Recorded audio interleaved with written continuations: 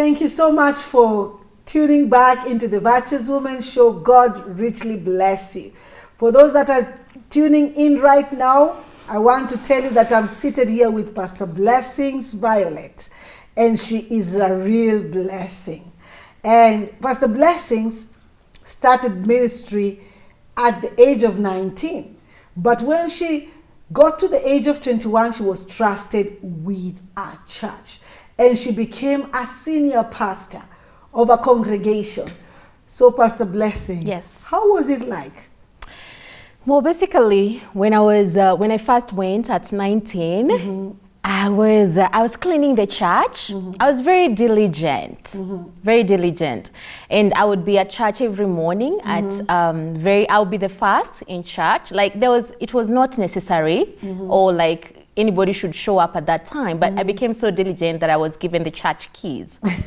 So I would go and I would open the church in the morning. I would clean the church. I would clean the office.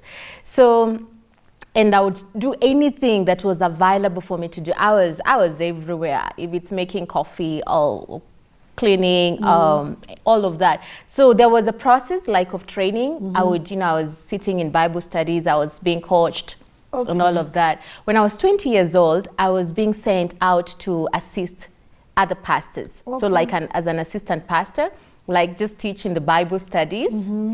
When I was 21 is when I was sent to one of the outskirts of Nakuru, a city, and some outskirts within this city. And I was sent to start a church, or a branch of the same church. And I was given an assistant pastor, praise God for him. And was he older than yes, you? He was married with 3 kids. He was my assistant. How was that like? Oh, well, it was really good. I thank God for him. Right now, he's very senior.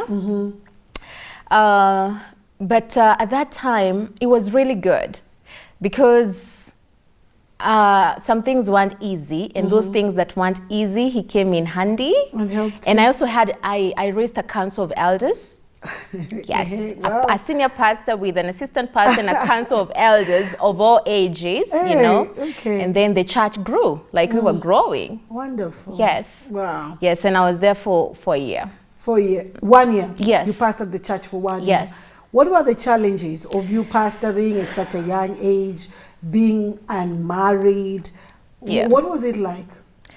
Well, my biggest challenge was counseling married couples. Of course. Yes, that was the challenge. Because you only speak not out of experience, but from the word. Head knowledge. Yes, but thank God for how he helped me around that. Thank God for my assistant as well. Okay. Yes. Because you used to refer the counseling to him? We would sit with them, and but he will also be there. Oh. Yes. Wonderful. Yes. Blessing, what was the motivation and the passion behind you serving such that you left school? You didn't finish your college. No. You just like you ran out of home, away from home. What was the passion that really pushed you into service? Well, my greatest passion to this day and my greatest motivation to the service of God is my love for God. I love him very much, and I want to serve him. I want to follow him. I want to, like the way the disciples just left everything, he called them to serve him. So my love for him and me wanting, because of what he did for me, I also want to give my all to him. Okay. So my love for God basically is my motivation. We are in a very tricky time. Yes. Difficult situation, different times, we could call them, like the COVID-19 has come, and we've been away from church for a long time. And now there's some churches that have begun to bounce back through the directives that we were given by the government. Yeah. And there are people that were serving the Lord, maybe through ushering, through choir, and they feel like they don't have the passion to bounce back and to serve God the way they used to serve Him before COVID-19 came. You know, we've been home for a long time. 5 months, is it 5 months now? It's not a short time. Yeah. And what would be your advice to such people that are feeling kind of they're dragging their feet to bounce back to serve God? Well, the COVID season, this pandemic has really been hard on many people. You're right. We even know even pastors, you know, like with people not going to church, they also kind of also relaxed in supporting ministers of the gospel and all of that, and supporting the, you know, the spread of the gospel, and like people just relaxed and maybe sunk into the difficulties and you know, this hard season, like it's consuming people. However, we just need to look back at those people who have gone before us. Like Jesus and the apostles, it wasn't always easy.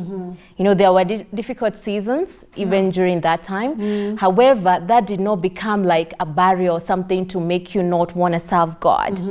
Actually, Paul talks about the shipwrecks he went through. He talks about the beatings, the prison. He talks about being hungry, sleeplessness, naked. So like he knows, he says, I know what it is to have plenty and to have lack. And Jesus didn't promise that it was all gonna be smooth. He says, in this world you'll have tribulation. So those things, it's not like, you know, we should not allow them to take our motivation and our morale away. We thank God that the churches are open. And me, what I would say, we ought to come back like strongly. If we need to be more prayerful, whatever department that you know anybody has been serving in the ushering, go back and give your best to God, because God is the one who has given us talents. Remember the parable of the talents? One given 5, you know, 2, and one was given 1, which went and hid, and it wasn't good at the end because they were cast out into the outer darkness. But the other, you know, the other one, Jesus was like, welcome, good and faithful servant. So like we've got to serve God because we know He's coming and He has a reward to give each person. And of course He sees. So when we become self-centered, it is really bad. It never works. But when you forget yourself, like deny yourself, take up your cross and follow Jesus and trust Him to take care of you as you work for Him, give yourself fully. Like let us bounce back. We should, I mean, at least it's 1 hour, but you can have several services. So like, why not show up? Why not be zealous? Why not, you know, rekindle the fire? Why not celebrate that we can go to church again and come back with full vigor? Okay. You know, I'm a pastor as well as you're a pastor. Have you seen some laxity in people bouncing back into the church? Yes. You have seen? Yes. Okay, tell us about that. Well, the first Sunday, you know, you would expect that, so people are so hungry, like, you know, like the expectation, probably mine was different from what there was. You would expect that, oh, people have been so away from church and so they miss church like crazy, and so like they're gonna come in their biggest numbers. You know, we pastors, maybe we think everyone is in the same wavelength. Yes, we do. Yes, we do. However, the first Sunday, not as many came, but this past Sunday, you know, the second Sunday after that, more people came. And of course, realized that people had, you know, been, you know, like these things can really make you feel demotivated. And really wonder, does God still have the power? Is it worth it? And, you know, why were the churches closed in the first place? You know, all those questions. Was it, you know, was it supposed to be like that? And all of that. So whatever, you know, whatever challenges that, you know, may make people still feel maybe, you know, I don't think I'm as zealous as I used to be. We need to rekindle the fire. We need to remember our first love. You've talked of somebody being feeling demotivated. Yes. Are there times that you go through such moments? Yes. Whereby you feel like, oh, yes. Maybe this is another Sunday that I need to go and serve God.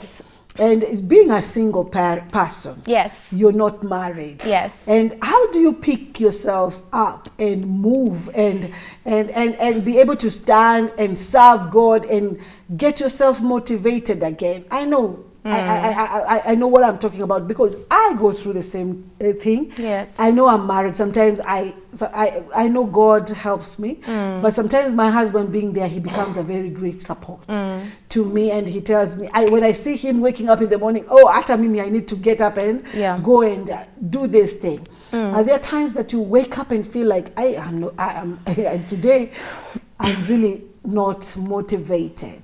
You know, I mentioned to you that I do pastor the Sanctified Prayer Network. Okay. This is a network that I started in 2016 around June, and basically we meet virtually. Okay. It's global. Yes, it's global. Okay. Most of the members are actually in the United States. Okay. So the time that we meet is normally 8 p.m. Eastern Standard Time, which normally translates to 3 a.m. Kenyan time. Meaning every day I wake up at 2:30 to get ready to minister at 3 a.m. which goes for 1 hour.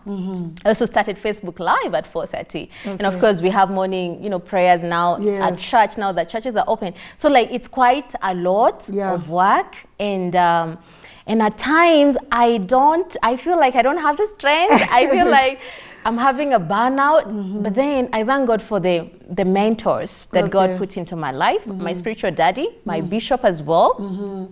So like when I'm going through a hard time, I call them and I share what I'm feeling, and they'll give me a word of encouragement. I realize that we have this vertical relationship with God, but we also have the horizontal, that we are members of each other. Yes. So like the arm can't function alone without the foot and so on. So like we need each other. The fellowship is important. So you talk to somebody and tell them, this is what I'm feeling. I feel like I'm discouraged. I want to give up. And so they're going to encourage you and you feel revived. Again, like what my spiritual dad tells me, take a break. Okay. Rest. Do something out of the, the ordinary, like just rest.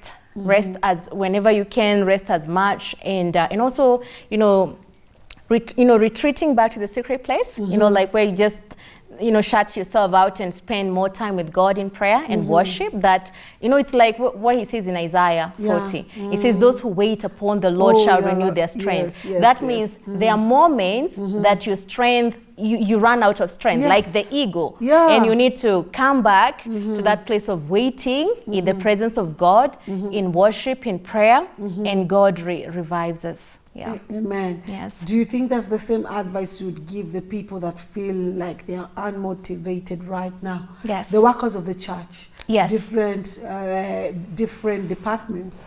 Yes, yes. I would give the same. Again, we are humans. Like, we are not superhuman. So like, even Jesus at some point, he was like, God, take this cup away, Elijah at some point, he thought he was the only one. He was discouraged. He wanted to die. Jeremiah complained. So like, we need each other. If you don't feel very motivated, talk to somebody, and they're going to encourage you, and take some break. And again, when you do ministry, do what you're passionate about. Also remember your first love. Remember the encounter you had with God that made you serve him in the first place. Yes. Wonderful. Thank you so much, Pastor Blessing. That is wonderful. Yes. During this time, we really need to hear about people that are serving God passionately, and they have given themselves fully to the work of the Lord, because it is quite a challenging time for the church. Yes. But I'm reminded of the words of Jesus when he said, I will build my church, and the gates of hell shall not prevail against it. I want to encourage you to serve God. We have heard the reason why God created us is for us to serve him. We serve him, we give our service back to him, and he accepts our service when we serve him with the whole of our hearts. May the Lord bless you. May the Lord keep you. I want to encourage you, for those that are bouncing back to the churches now that they are opened, do not fear. The Lord is with you. Please go back to the secret place. Take a break. By the way, we've been on a long break, so you don't need to take any more breaks. Go to the secret place. And when you go to the secret place, I assure you, your strength will be renewed and you will serve the Lord with the whole of your heart. May the Lord bless you, and may the Lord keep you, and may the Lord make his face to shine upon you. I want to end by asking you to go to the YouTube channel and please subscribe to my YouTube channel, Virtuous Woman Show MBCI. I love you with the whole of my heart. May the Lord bless you. You're a powerful woman. Shalom.